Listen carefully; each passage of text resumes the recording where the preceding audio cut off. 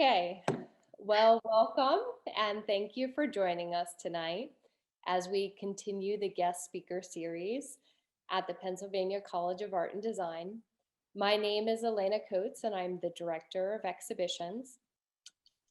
This programming tonight is hosted by the gallery and PCA&D's Office of Diversity, Equity, and Inclusion in partnership with the Liberal Arts Department.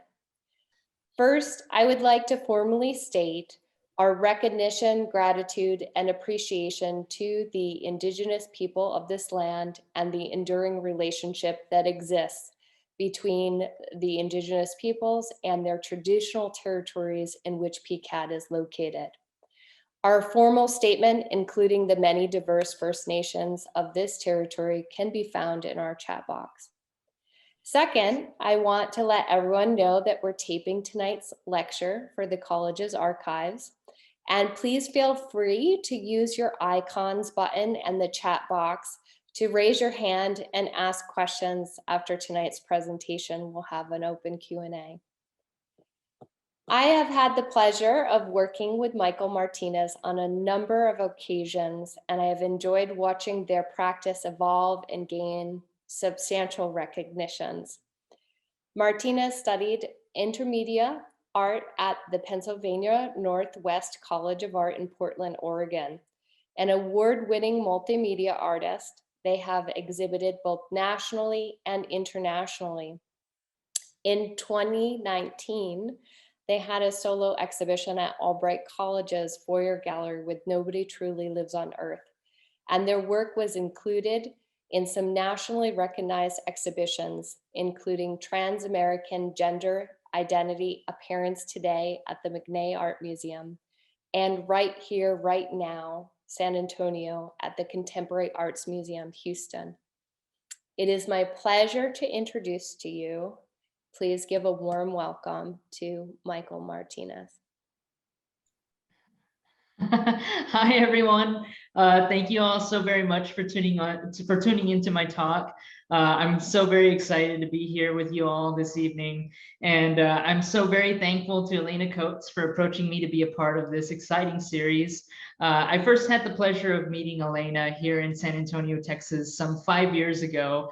And Elena has always been a fiercely dedicated supporter of artists, and I truly admire the energy she brings and the work that she does.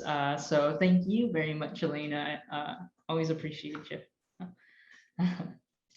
So without further ado, I'm going to go ahead and see if I can share my screen now to see if we can get this presentation show on the road here.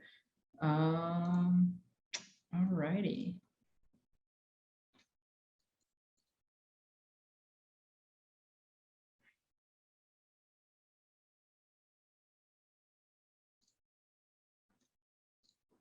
Okay. Now, can everybody see this first page here? Yes. Okay, fantastic. Okay, so yeah, my talk is called Contradictions and Paradoxes I Have Not Yet Figured Out. And moving right along, allow me to introduce myself one more time. My name is Michael Martínez, and I'm an interdisciplinary artist living and working in San Antonio, Texas. So working primarily in new media and installation, my art practice seeks to highlight the multiplicity of the human condition, deconstructing false dichotomies surrounding desire and the expression of gender. So the video playing on this slide is from an exhibition curated by Marc-Anthony Martinez in December of 2017, titled Who the Fuck is Michael Martínez? And so Who the Fuck is Michael Martínez consists of a multi-channel video installation, and the artwork was on display at Flat Studio in San Antonio's Lone Star Arts District. Who the Fuck is Michael Martínez?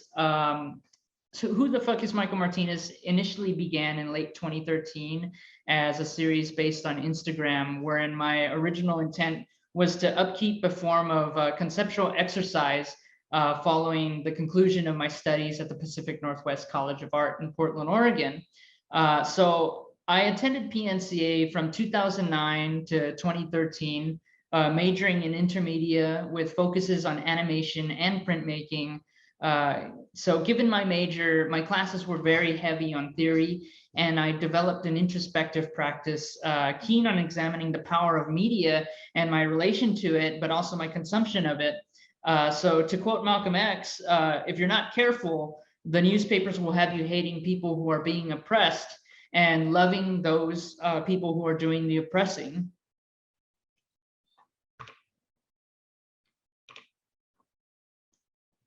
So I took an interest in identity-based artwork early in my artistic development. This lithographic stone, this is a lithographic stone I prepped in 2012 as part of a print series that would go on to inform my BFA thesis work. At the time, I had become increasingly interested in making work exploring my indigenous roots as a native Texan.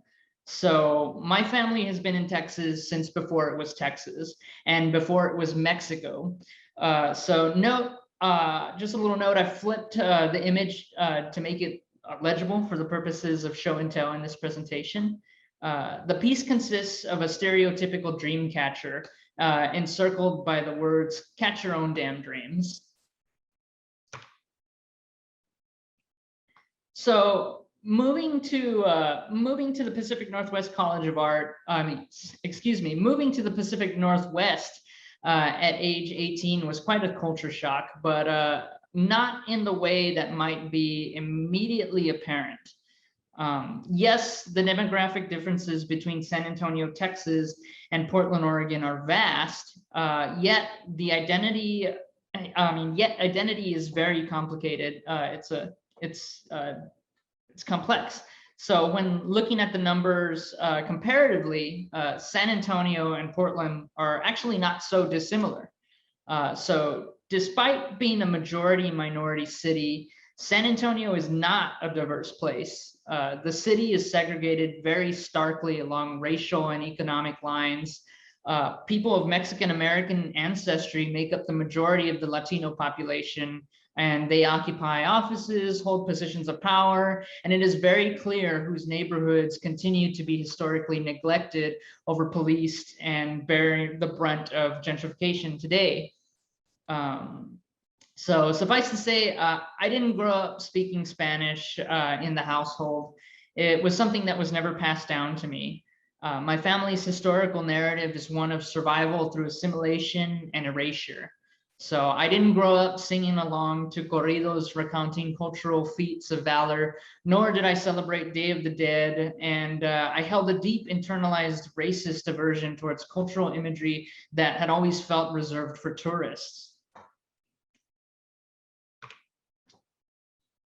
So microaggressions in me. It was quite a shock to excitedly start college in a new city, only to be met with such an intense hypervisibility in the classroom that I had the privilege of never experiencing prior. I was often the only person present with a Spanish surname.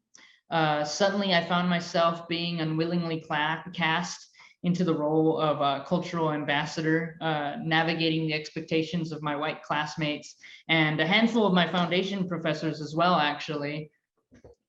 When a Spanish station was jokingly set on the radio in the ceramic studio, everyone would turn to me and expect me to explain the meaning of the meaning behind the music playing. When something overtly racist was blurted out by a classmate, everyone turned to me as if I was going to be the one to spark some revelatory open discussion. And so one particular eye-opening moment took place during a science class, actually, as the professor began a lecture on the origins of chocolate. I was called out by name and asked to share my feelings on my ancestors being bloodthirsty cannibals who were obsessed with human sacrifice, to which I replied, "Oh, we don't do that anymore." So growing up, I never thought much about the fact that I could never tell my grandmother, who exclusively spoke Spanish, that I loved her. We were separated by a language barrier, as I said. You know, my parents never passed down Spanish to me.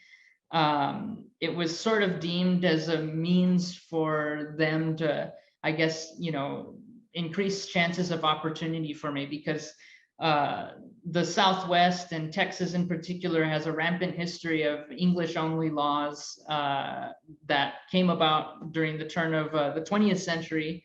And so, yeah, it was something that I never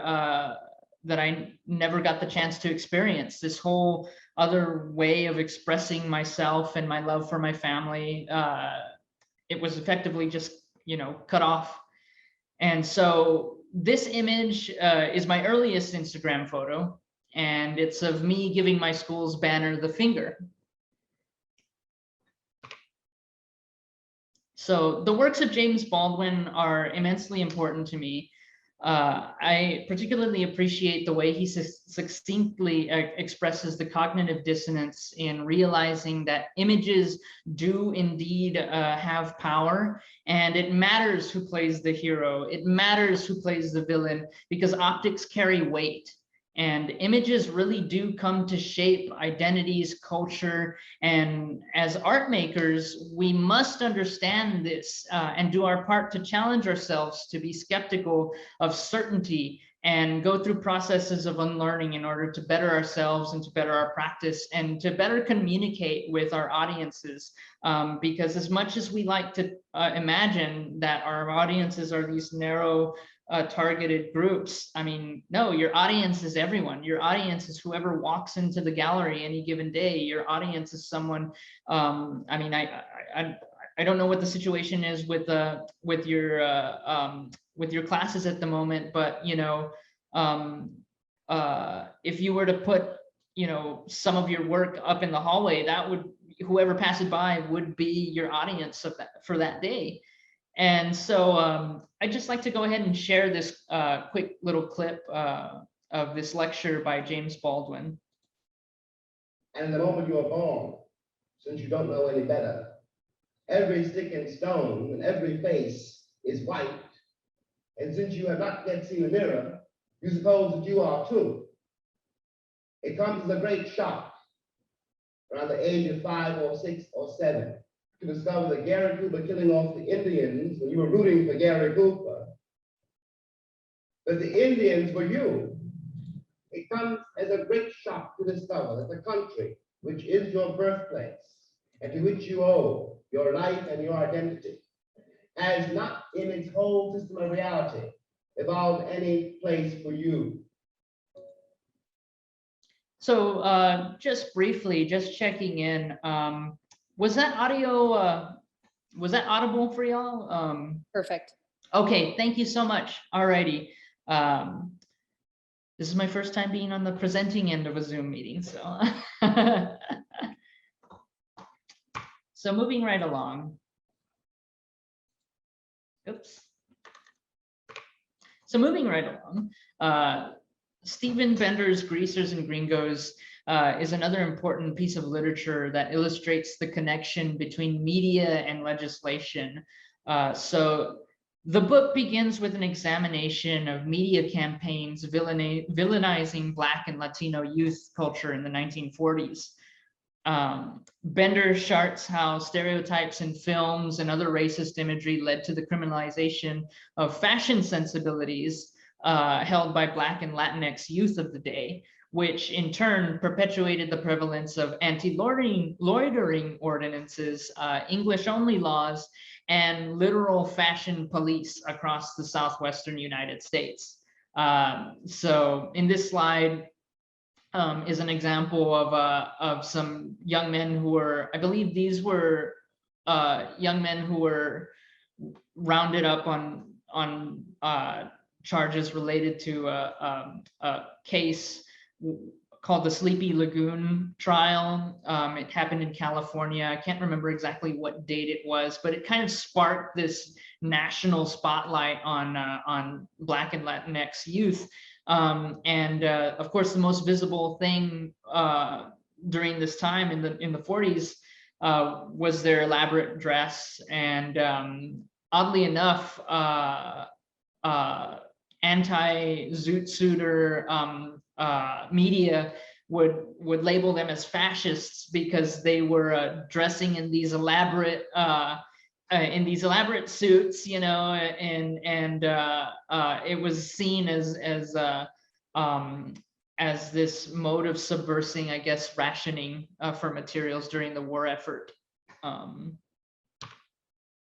So when learning about ancient Mexico and history books, we're peering through a lens whose perspective can only exist after the apocalypse. So a lot of my work views my contemporary art practice as being an indigenous person after the end of the world.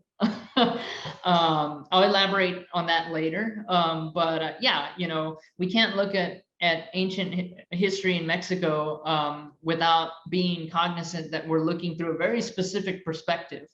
And that's due to the fact that nearly all of the original pre-Columbian literature produced by ancient Mexico was burned during the siege of Tenochtitlan at the hands of Cortés and his army of conquistadors. So the literature that we see in history books detailing Mesoamerican life, all the codices, all of that was produced during the colonial period in Mexico following the year 1520. So manuscripts excuse me, I'm getting a little too ahead of myself here. So manuscripts illustrating bloody sacrifices to the sun were produced under the watchful eyes of Spanish friars, eager to send such accounts of savagery to the King of Spain so as to legitimize the wholesale massacre of a people in the name of God. And in this slide, you know, I believe this is the Codex of Madrid, and then of course, right next to Mel Gibson's Apocalypto. So this is an intaglio print titled V-Day 1520. I made this work during my thesis time at PNCA, at the Pacific Northwest College of Art. And so my work sought to turn appropriation on its head, honestly, merging a history relegated to the ancient past with a more contemporary US pop culture. So in the work, I've appropriated Alfred Eisenstadt's iconic photograph, VJ Day in Times Square. So 1520 is a significant year because it was the year the Aztecs actually ousted Cortés and his troops from their nation. And I wanted to imagine what victory might look like if granted, you know, to those who are historically portrayed as villains. Moreover, I wanted to feel a sense of, I guess you could say, reclamation over my ancestors' brief victory over ousting European control from the Aztec nation.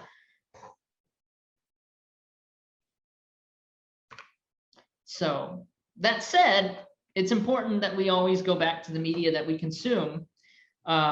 Media matters always, and you know, I consider myself a postmodernist because I appreciate its focus on the multiplicity of the world. There is no such thing as universality.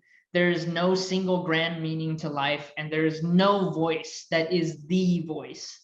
And at this time, I think it's important to, you know, really be cognizant of that photo, the context of that original photo by Eisenstadt.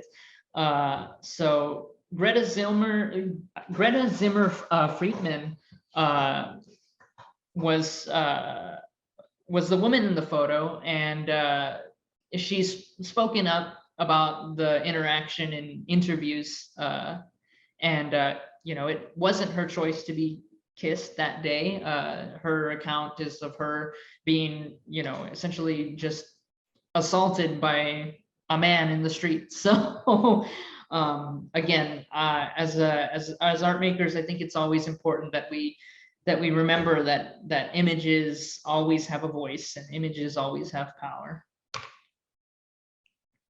So continuing on with my early work here, not being able to connect with my grandmother while she was alive drove a lot of my artwork. in the early days of my life as an artist. As I was familiarizing myself with my indigenous roots, this detail of another intaglio etching of mine titled Lady of Copan sort of illustrates a want to understand who the heroes were in my family from my mother's side, so to speak. So yeah, I wanted to familiarize myself with my family's indigenous roots, and so this piece is actually based on the matriarch ruler of the ancient Mayan province of Copan, which is located in Honduras. So Lady of Copan features a text bubble above it. Unfortunately, this is the only piece of documentation I have of this print these days. So always document your work. My intaglio etching features a sort of word bubble above the Lady of Copan, and the text exclaims, "Never let anyone convince you that I was a savage." And I just think that it's important that you know, that we realize that, again, you know, history isn't necessarily objective, and unfortunately the vast amount of documentation in terms of learning about history is written from a male perspective, cisgender heteronormative perspective, and so that was part of another series of print work of mine. So these are more lithographic prints that actually netted me a little bit of fame on Tumblr back in the day. The prints are of a cartoonishly styled Mesoamerican woman based on anthropological sketches of feminine Aztec attire. And so in my print, a female figure gesticulates as if providing a lecture. So the words she's saying are "Be chingona every day," and they're inscribed above her. And so this piece was directly inspired, actually, by the work of young Latinas on the forefront of the movement to save ethnic studies programs in Arizona amidst the reign of Joe Arpaio, the architect of the tent cities and the SB 1070 law, also known as America's Paper Please law. So again, when we talk about images and representation, so oftentimes, you know, these movements of self-determination are led by strong and powerful women. So this is the aforementioned illustration I mentioned in the previous slide, from where I drew my aesthetic inspiration. I can't recall exactly what book this is from, but I managed to find the image online searching Aztec women, and I just really appreciate it as a powerful image, and it's exciting to see Latinx bloggers appropriate the image and, you know, share it as content. And because outside of its original context, I think it's far more powerful than existing in probably gosh, a book from the 40s that's illustrating about Aztec costumes. So moving along to another bit of inspiration and revelation in my growth as an artist is this book here called In the Language of Kings. So another important text that still influences my work today is Miguel León Portilla's In the Language of Kings, an anthology of Mesoamerican literature, pre-Columbian to present. So as I mentioned earlier, much of the literary wealth of pre-conquest Mesoamerican people was destroyed. However, during the colonial period of Mexico, former Aztec scribes and nobles managed to recount the works of Netzahualcoyotl, the poet king of Texcoco, who ruled prior to the arrival of the Spanish. And so Nezahualcóyotl actually abolished the practice of human sacrifice. And in addition to that, he was renowned for his melancholic prose and meditations on the human condition. So philosophy existed on this side of the world, and we forget that Mexico alone has thousands of ancient urban sites. And those native people didn't just vanish. In fact, they're still there. Mexico is home to some of the most native languages that are still in use today. And many of the people, unfortunately, who risk everything crossing miles of desert into the US are actually monolingual in some form of a native language rather than Spanish. So, which brings me to my next kind of major change in my art practice. So, Nobody Truly Lives on Earth is an ongoing video project first screened at Portland State University's White Gallery in 2013. This iteration was a dual channel projection wherein I washed animations over the walls of the gallery. The content of the work was inspired by pre-Columbian Mesoamerican poetry. As I researched the indigenous literature, I was taken aback by how hauntingly human it read. It's totally antithetical to everything that that we grow up learning about native peoples in Mexico. And so there were a few stanzas of poetry that really, really stood out to me. I mean, primarily, nobody truly lives on Earth. So the Aztecs were and many of the other indigenous populations in Mesoamerica were very conscious of the temporary self. So my people, I found my people were not all savages lost to time. What a concept. They were authors of complex philosophical worldviews, contemplating the nature of existence. So, eagerly does my heart yearn, one poem read, not forever on earth, only a little while here. I should mention that this image, actually, those are my lips kind of reading out the poems. So it was just kind of my way of inserting myself in a very tangible way to not only this imagery that I was appropriating from, anthropological textbooks that were examining people that I'm distantly related to, but it just felt like reading the poetry was sort of like saying everything that I wanted to say about my grandparents and their grandparents, that we truly are worthy of existing and being cherished for who we are. So, and then I found a poem that really, really just shook me to the core. So in its stanzas read, on the lips of men, I scatter my flowers. I've been making work underscoring the presence of queer identities within the human experience ever since, honestly.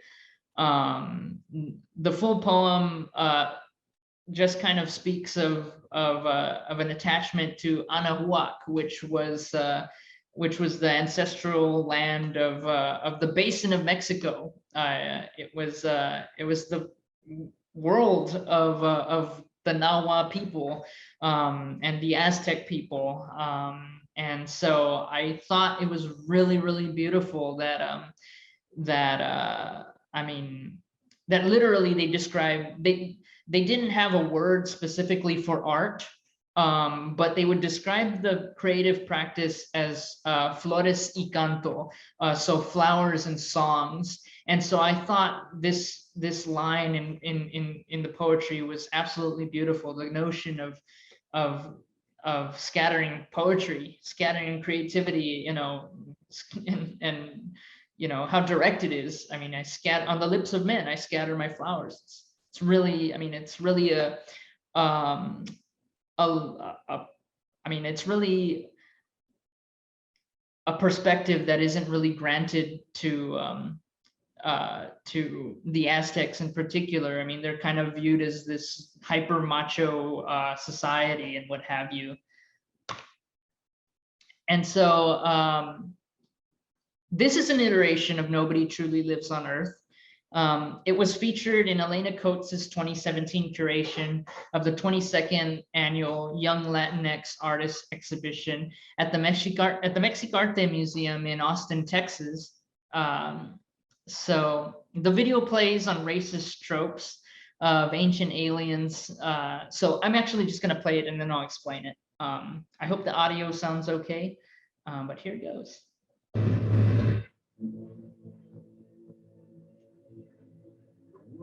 Storehouse, an archive of unexplained phenomena. Gigantic creations in effigy of what? To appease or acclaim. Their true history has been the cause of much scientific inquiry and romantic speculation.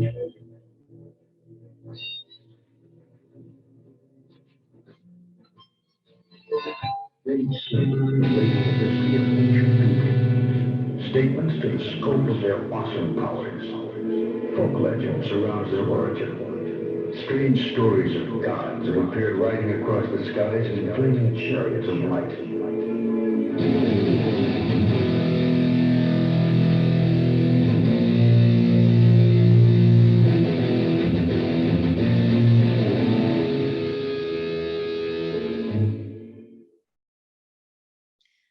So just checking in one more time. How was the audio on that video? Perfect. Okay, okay, sorry. I promise I won't keep doing that. But yeah, so this iteration of Nobody Truly Lives on Earth was featured in Elena Coates' 2017 curation of the 22nd annual Latinx Artists Exhibition at the Mexicarte Museum in Austin, Texas. And so, as I was saying before, the video plays on racist tropes of ancient aliens, centering specifically on the image of Xochipilli, who was the Aztec god of fertility and flowers, and who was also a shapeshifter. You know, he had the ability to embody both feminine and masculine qualities of gender. So really, Xochipilli was this sort of non-binary deity, and I think that's amazing. The video erupts with electric guitar riffs that I commissioned from a local San Antonio trans feminine musician. So as the video concludes, the transgender emblem lingers on the central screen as the two smaller screens transition from Aztec megaliths to rushing rainbow flags. I should mention also too, as my art practice has kind of grown, I've become more and more interested in collaboration, and specifically, I mean, collaboration with, of course, I'm not a musician, but specifically always making sure that I reach out to, you know, Black artists across the board, queer artists, and you know, there's an importance to be deliberate with who you're working with and who you're paying to, because it's important to compensate in any way you can people who work with you and people who produce you know, labor for you. So that's just a little anecdote. I take pride in collaboration.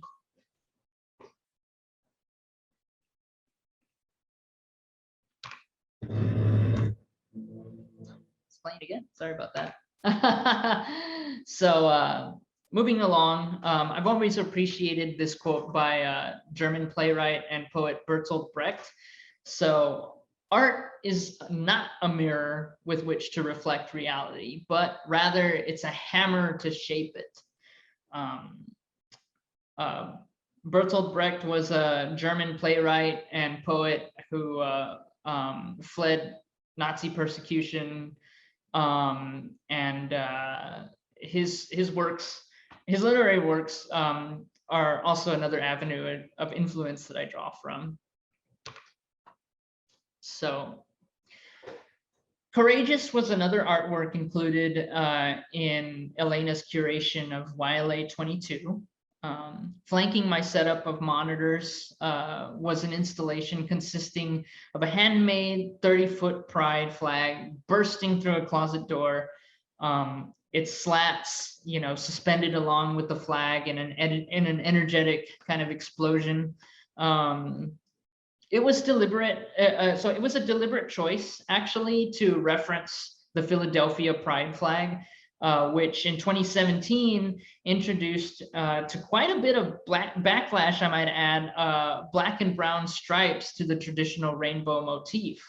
And so, yeah, the black and brown stripes are there very specifically to make space for black and brown people within the population of the LGBT experience. I mean, oftentimes, you know, they experience, I mean, they do experience the brunt of you know, anti-LGBT violence and discrimination, and yet they make up the least amount of representation in terms of being able to claim the LGBT identity and what have you. So this is just another shot of my giant pride flag.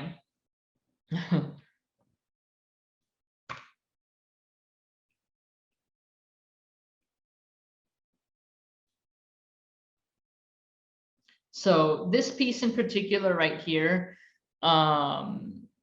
is another piece that was included in the YLA 22 exhibition. But it was another work that I had featured as well at Clamplight artist studios and galleries down here in San Antonio, Texas. And so this piece is really important to me because this piece kind of got developed around 2015 when I moved back to San Antonio. And so the piece is called All My Love to the Mothers of Gay Liberation. And it consists of this sort of like funerary pot with a floral arrangement.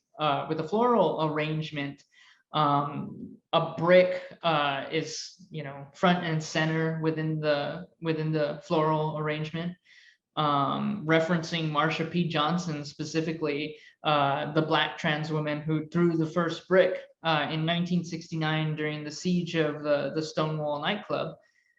And the flag, actually, the tattered flag behind it, is very important to me geographically and personally, because it actually comes, this is going to sound silly, but it actually comes from a defunct tequila island that was in my neighborhood that I grew up in. So I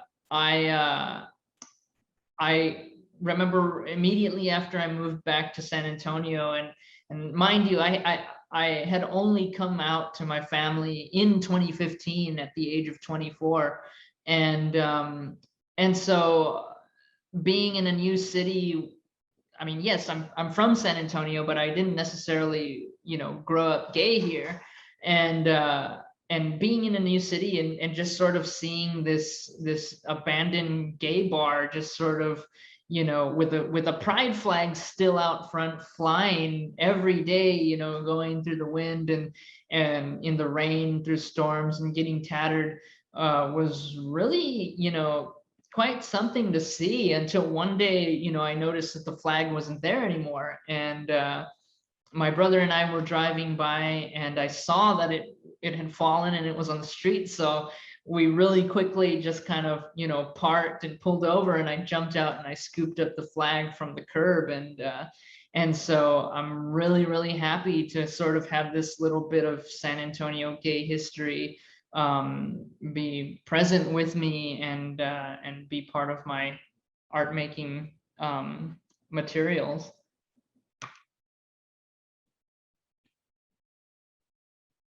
So moving along in sort of like a, you know, elaborating on my work as sort of a newly out person. So I'm a huge nerd, and I will happily admit that I love science fiction. I love video games and 80s action movies. So this is a 30-second clip from an ongoing larger body of work, excuse me, from an ongoing larger body of work titled Odyssey of the Gay Space Marine, which has its roots in the days immediately after my time in art school. So.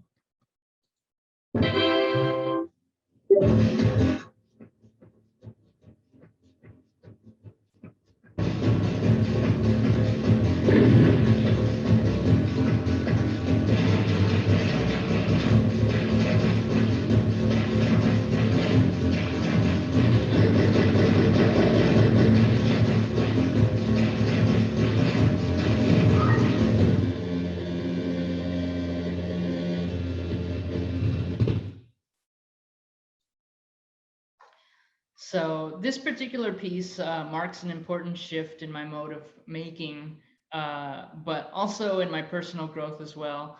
I didn't come out, as I mentioned before, until I was 24, and this piece was actually the first openly queer artwork I produced. I thank my friend and fellow interdisciplinary artist Matt Dan for including me as a featured alumni in his 2014 curation of works from PNCA's Animated Arts Department.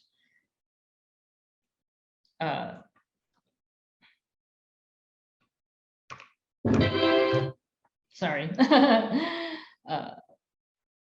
So erasure and kind of the themes of erasure and just kind of navigating the tension of being a closeted individual has kind of always started to show up in my artwork as you know, since coming out, and since, you know, my sort of revelation and discovering that, non-binary people did exist back in, you know, back in pre-Columbian times and what have you.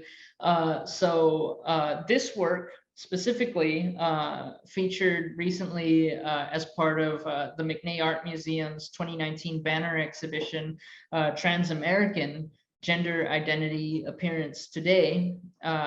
So Pride is Not Enough, that's the name of this installation. So Pride is Not Enough is an installation consisting of 72 bricks suspended across steel conduit with a gold finish amidst a background of square mirror tiles.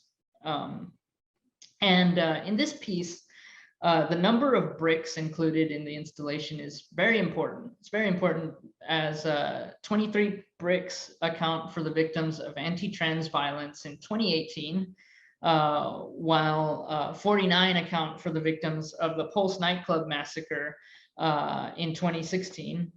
And so, of course, you know, Black trans women experience the worst violence within the queer community. Or population, I should say, yet at the same time, they're the least represented in media and in histories shared about the queer experience in North America. I mean, like I said before, Marsha P. Johnson threw the first brick during the siege of Stonewall in 1969, igniting the Pride movement. So Black and brown trans women were the architects of LGBT liberation. And additionally, it was Latin night when gunmen opened fire in Orlando, Florida's Pulse nightclub, which prior to the Las Vegas shooting was in recent history America's worst mass shooting event.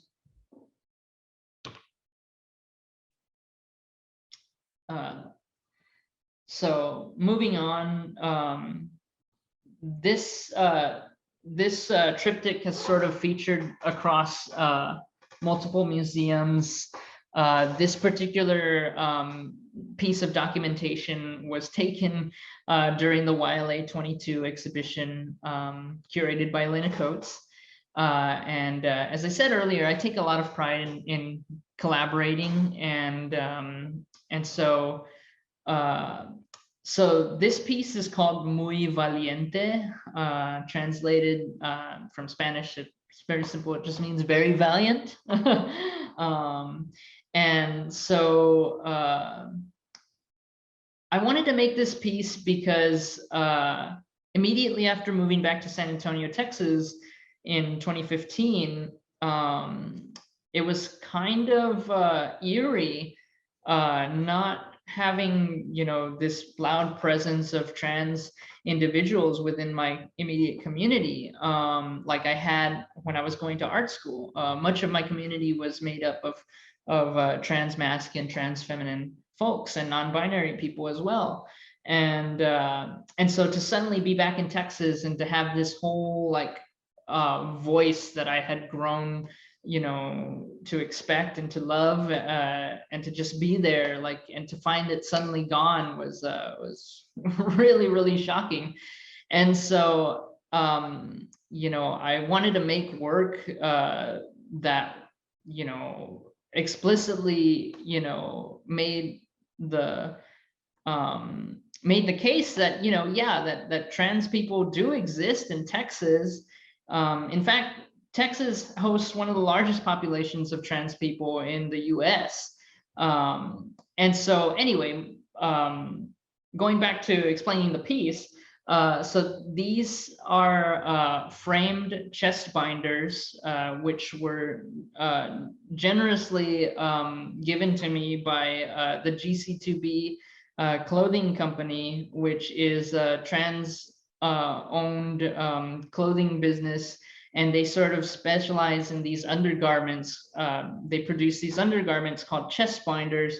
And for those who aren't familiar, chest binders are designed specifically to help trans masculine people to sort of present in a manner that is more faithful to their gender and their expression of that gender. And so I very specifically, you know, wanted to take a sort of a gradient of the binder options that GC2B had to offer.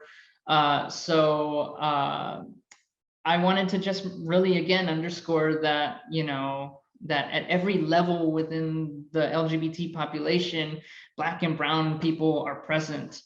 And so each binder has an embroidered piece of poetry on it that I produced. So the first one says, soy todo lo que soy. I am all that I am. And the second binder piece says, my heart, a force of nature, y lo llevo en mi pecho. And the third one, mi alma es inquebrantable, the greatest truth on earth.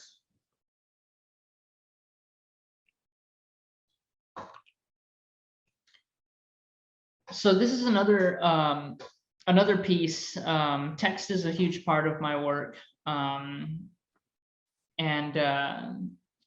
so this piece kind of represents another sort of shift in my personal identity and my growth as an artist.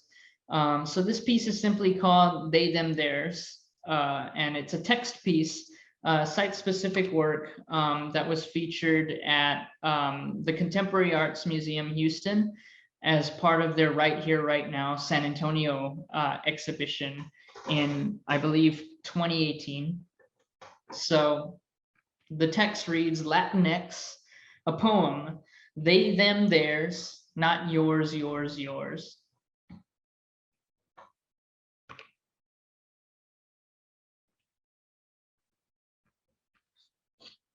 And so as I've sort of, you know, gone through this shift of like, you know, really being sort of like this, in many ways, like this cultural cheerleader, I apologize for scrolling through all these really quick, but, you know, I just kind of want to illustrate that, you know, my artwork is really radically different than it was when I began my journey.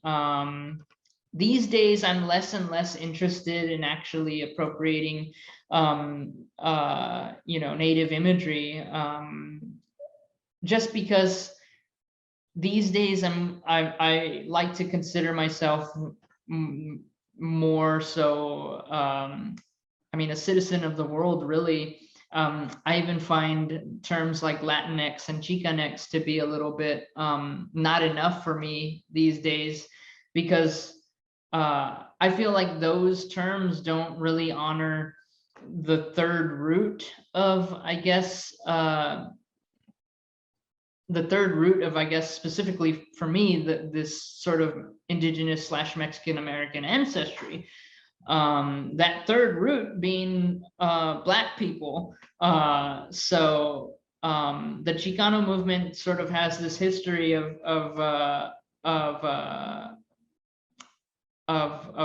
really celebrating this sort of mestizaje, this mix of Spanish and Indian, but wholesale just, completely whitewashing the fact that Black people were brought to the New World as well, and that many of us are related to them.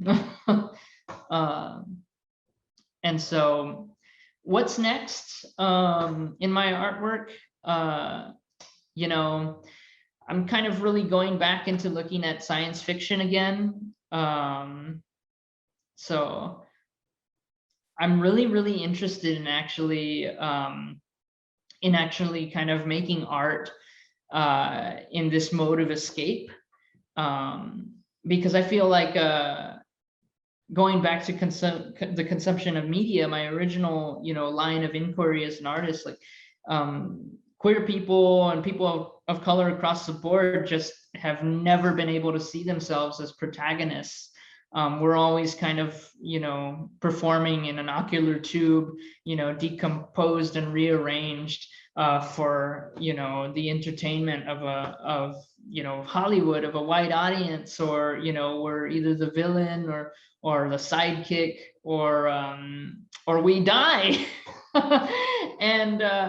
And so I'm really interested in sci-fi and sort of imagining what a better future might look like for LGBT people specifically. And really quick, let me go ahead and sort of underscore why I don't really identify as Latinx anymore or Chicanx anymore. Because yeah, of course it totally erases, the Black people, that came here and that are present in Mexico and are present in Latin America and are present in San Antonio, Texas.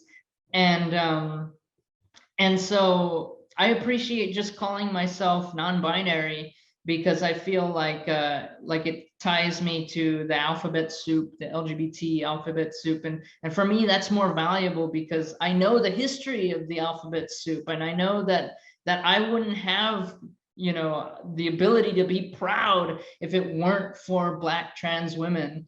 And so I think that's a lot more beautiful than any sort of championing of a nation or a flag or a region that's geographic. Rather, I really appreciate being connected to a history that includes multiple identities, and specifically non-white ones. And so this is a little snippet of again, the Gay Space Marine Odyssey.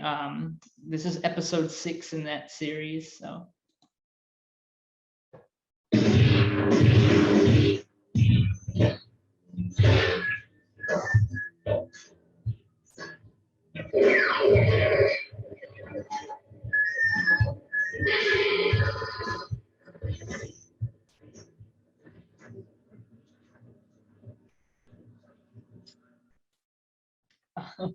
So really quick, I want to mention also that my brother is also an artist, and I do draw a large inspiration, source of inspiration from his conceptual art practice.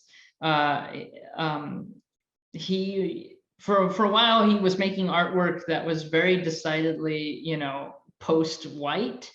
So I always appreciated his sort of like relegation of the white audience as like, it's kind of like a flipping of the whole narrative of being post-race, because I mean that's completely preposterous, because I mean during the Obama era there were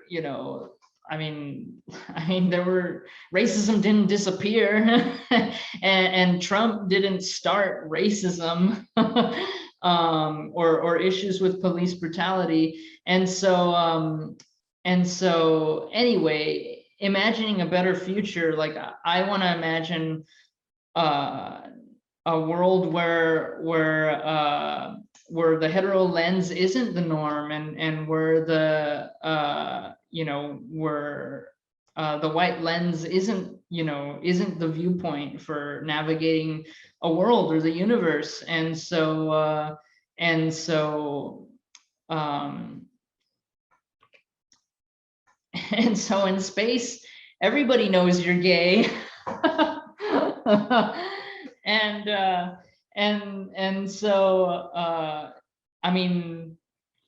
I'm just really interested in sort of taking the helm, so to speak, of making artwork that really is loud and proud, as cheesy as that sounds, but is also decidedly post-hetero, and just imagining what that looks like.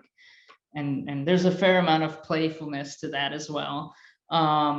But to conclude, I've always appreciated Octavia Butler's approach to science fiction as a cautionary tale. And so actually, her book, Parable of the Sower, which was published in 1993, it's set in the 2020s in California, right in the middle of a global climate and economic crisis. And it's a bit too eerie for my taste, but it just goes to show the power of science fiction, that it really is sort of this kind of canary in the coal mine. And so I'm going to leave you with this quote by Octavia Butler, speaking upon her works. And so she says, they were what I call cautionary tales.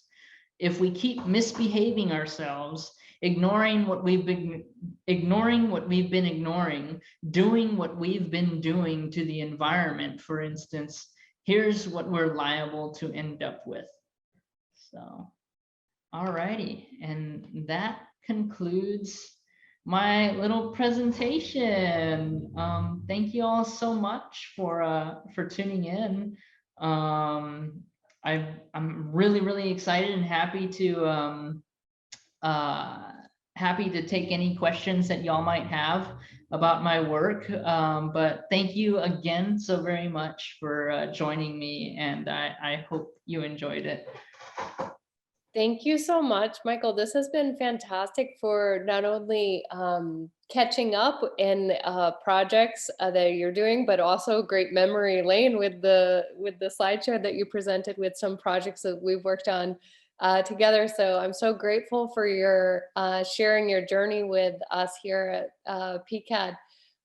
Ready to open it up for Q&A for our audience, and you could put it in the chat box, or actually I would love if I could release you to ask your own questions. Just raise your hand. Let's see. Does anyone have any questions?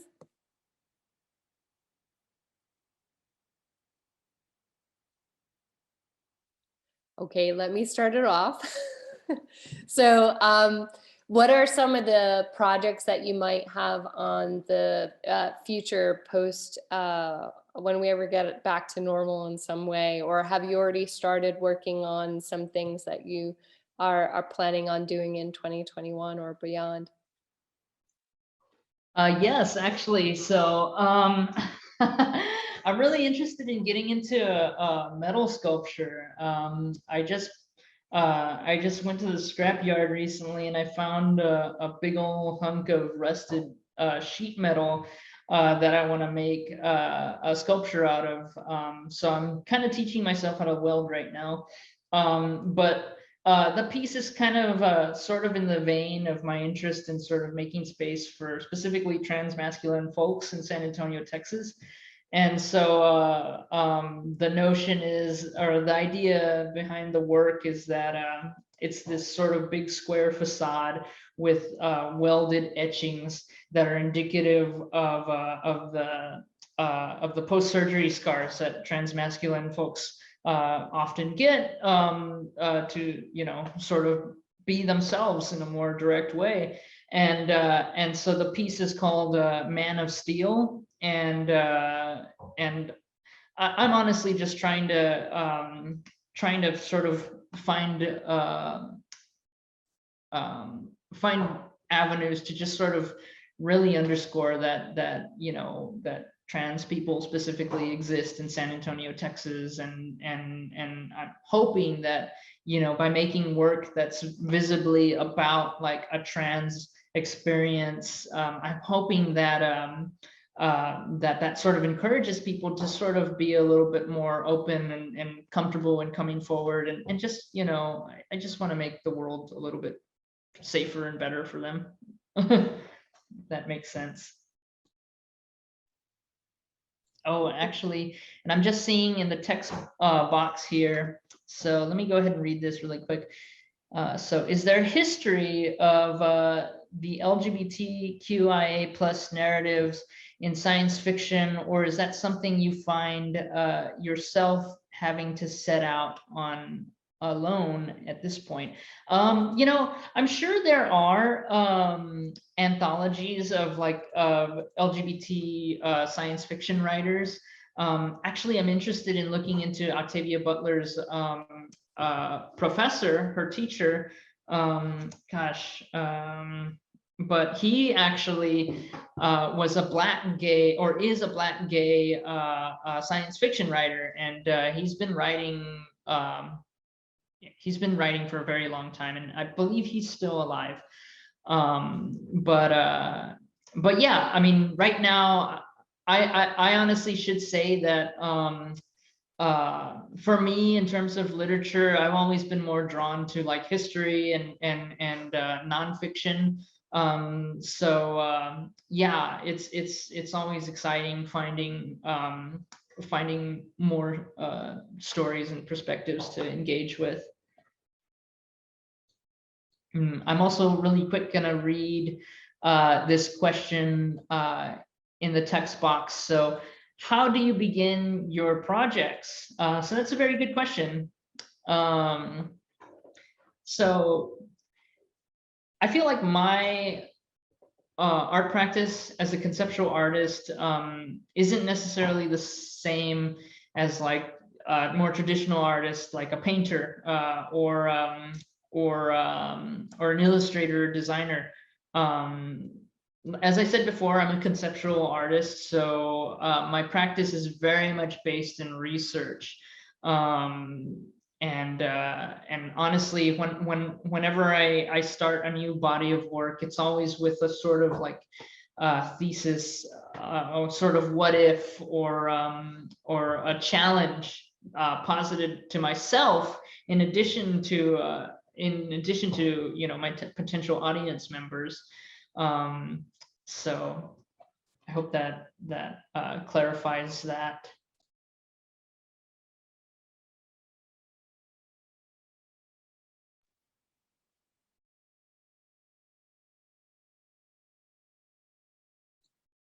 Okay, so what do you think is the best material you've used so far to get your message across about what it is like to be a non-binary person? That's a good question. Honestly, right now, I feel like installation and sculpture are just such amazing vehicles to just communicate in this way that's completely, you know, not tied to like the body. I actually don't really like working with figures in my art practice because I feel it's limiting. I really appreciate, this is a tangent, but I really appreciate Arabic art precisely because it's all text and it's not representational. and I think that's beautiful to make art in a way that isn't sort of like, that doesn't inherently have some sort of like a face to it. And so going back to my installation, the Pride is Not Enough installation with the bricks and the mirrors, for me, I find that as an effective way of communicating like the multiplicity of queer identities, because, you know, when that piece was on exhibit, you know, audience members came and had the chance to see themselves directly reflected amidst this whole entire museum exhibit of queer artists and queer imagery. And I'm still figuring out what it looks like to create art from a non-binary perspective. Because yeah, as I kind of shared in my presentation, queer art is kind of new for me, like specifically queer art. I mean, I've only been doing it since maybe 2013, which seems like a while now, but I mean, on the grand scheme of things, like I feel like I'm very, very new, and I'm very open to learning and collaborating, and that's why I'm so eager to, I guess, reach out to not just other artists, but in the case of GC2B, that apparel company, you know, like anything can be art, really anything.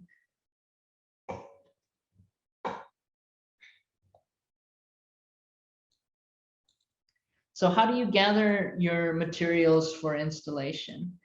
So a variety of ways. Going back to the installation with the bricks. So those bricks are actually significant because they're tied directly to sort of San Antonio's southeast industrial area, and that's an area that I grew up in. And so it's also an area that's like largely populated by Black San Antonians. And so there were these bricks that were just kind of stacked outside of this vacant property that used to be a warehouse. And I managed to contact the owner of the property, and I'm thankful I didn't name a price or say that I was willing to buy those bricks, but they just basically gave me a whole pallet full of bricks for free. They were just getting rid of them. So I'm a really, really huge proponent of the ready-made. I love Marcel Duchamp. Are y'all familiar with Marcel Duchamp? I'm not. He was a sort of, you know, kind of on the avant-garde of this kind of postmodern way of making, in that he would take everyday objects and kind of flip them on their heads, and quite literally, you know,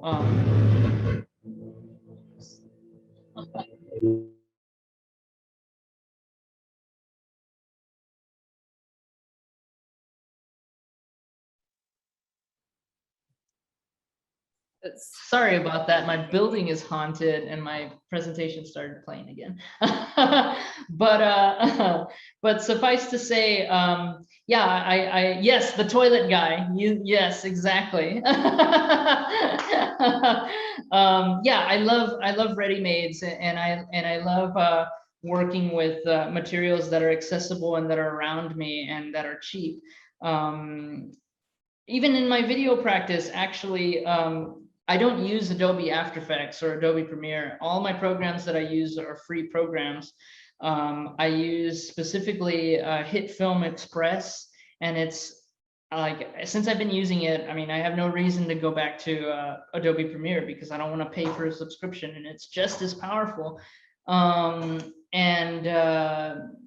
addition to that, you just reminded me, the toilet guy, riffing off of Elena's question earlier, I do have another body of work that's kind of like in the conceptual phase still right now, but I want to do this installation along a gallery wall that's just full of urinals, like side by side by side, but all of the urinals are going to be covered in plastic bags as if they're out of order. So a little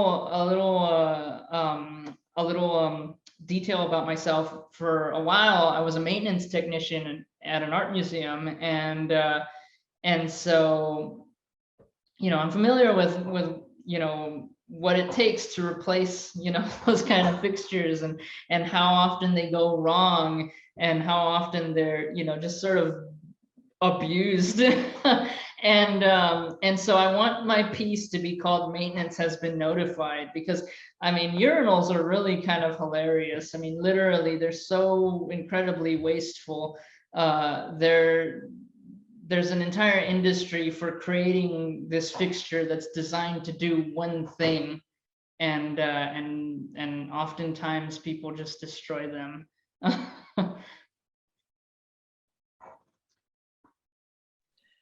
I have one more question, if you don't mind. You were talking about all the collaborations and the projects you've done collaboratively.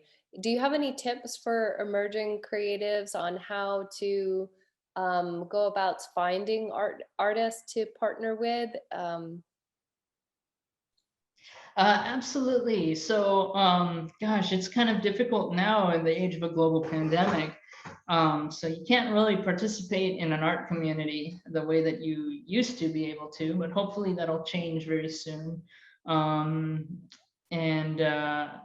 Yeah, I think right now, the best mode is just to really use, get all you can out of social media, use hashtags, follow hashtags. I follow trans art, hashtag LGBT art, hashtag San Antonio art, all these hashtags.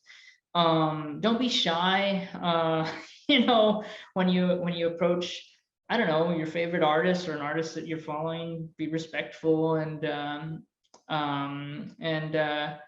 yeah, I mean, artists aren't scary people. I mean, you all are studying to become artists, and you all, honestly, it's like you don't need to go to school to be an artist, So y'all have a very direct experience of what it's like to be someone who makes.